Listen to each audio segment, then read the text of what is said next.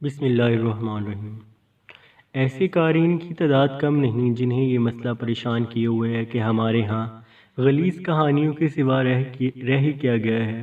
اگر کچھ ہے تو وہ افسانے ہیں، اور ان میں بھی عشق بازی، فرار اور افسردگی ہوتی ہے جو نوجوان ذہن کے لیے صحت مند نہیں۔ بتائیے ہم کیا پڑھیں اور بچوں کو کیا پڑھائیں؟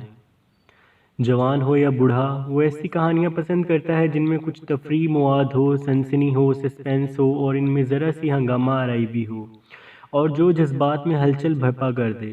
یہ دراصل انسانی فطرت کا مطالبہ ہے جسے انسان آسانی سے مسترد نہیں کیا جا سکتا۔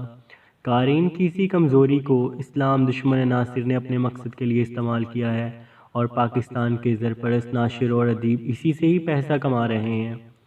یہیں سے فحش، عریاں، مار دھاڑ اور جرائم سے بھرپور حد یہ کہ دشمن کے غیر اسلامی نظریات کے حامل کہانیوں نے جنم لیا اور حیران کن حد تک فروغ اور مقبولیت بھی حاصل کر لی۔ اس میں کسی شک کی گنجائش نہیں رہی کہ ہندو اور یہودیوں نے ہمارے نوجوان نسل کی کردار کشی کے لیے ان اخلاق سوز کہانیوں کو ذریعہ بنایا ہے۔ ہم داستان ایمان فروشوں کے مصنف محترم التمش کے ممنون ہیں جنہوں نے حکایت میں سلطان صلاح الدین ایوبی کے دور کی کہانیوں کا سلسلہ شروع کیا۔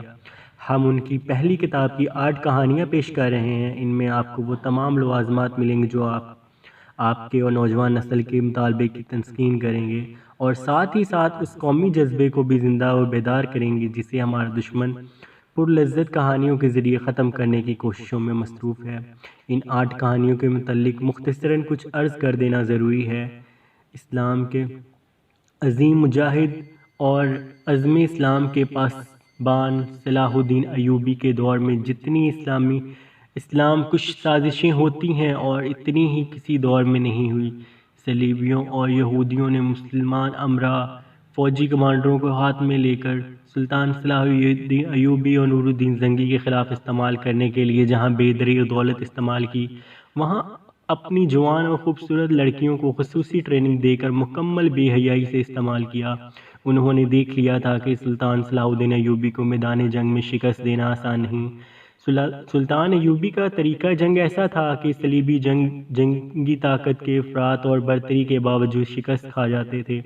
چنانچہ انہوں نے سلطنت اسلامیہ میں خصوصاً مصر میں، جس کی اہلیت اور فوجی قیادت سلطان صلاح الدین ایوبی کے ہاتھ میں تھی، جاسوسی، تخریب کاری اور اس وقت کی نوجوان نسل کی کردار کشی کی مہم تیز کر دی۔ دولت اور عورت کو خوب استعمال کیا اور سلطان صلاح الدین ایوبی کی ہائی کمان اور انتظامیہ میں غدار پیدا کر لیے۔ یہ ایمان فروشوں کا گروہ تھا۔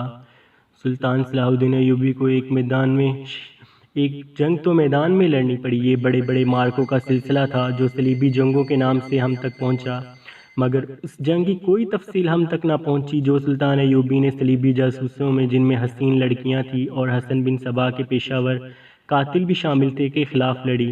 ان قاتلوں کو فدائی بھی کہا جاتا تھا اور حشیشین بھی۔ انہوں نے سلطان صلاح الدین ایوبی پر 4 قاتلانہ حملے کیے۔ اللہ کا یہ مجاہد معجزاتی اور ڈرامائی طریقے سے اور اپنے زور بازو سے ہر بار بچ گیا۔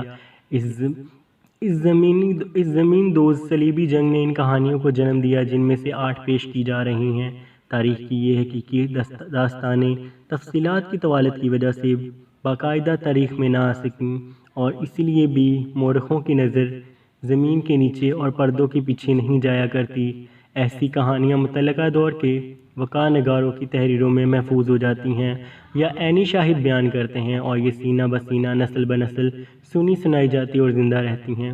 محترم التمش تلاش روزگار کے لیے مشرق وسطیٰ گئے۔ روزگار ملا تو ان کے اندر تاریخ کا جنون پیدا ہو گیا۔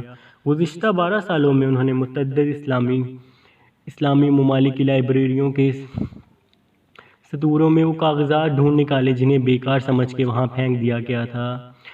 ان میں سے انہیں سلطان صلاح الدین ایوبی کے دور کے سرکاری اور غیر سرکاری وقار نگاروں کی لکھی ہوئی غیر مکتوبہ تحریریں مل گئی۔ یہی تھی سلطان صلاح الدین ایوبی کے دور کی اصل تاریخ۔ یہی ہوتی ہے وہ وارداتیں جو ماضی کی لغزشوں اور غداریوں کو بے نقاب کرتی اور اگلی نسل کے لیے باعث عبرت اور مشعل راہ بنتی ہے۔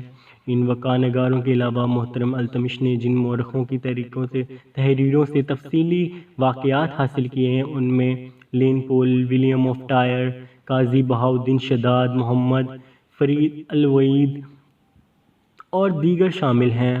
1974 کے آخر میں محترم التمش پاکستان آئے اور مجھے ملے، اور ان میں یہ احساس تھا کہ قیامت نہیں بھولوں گا کہ انہوں نے یہ انمول خزانہ حکایت قارئین کی نظر کیا۔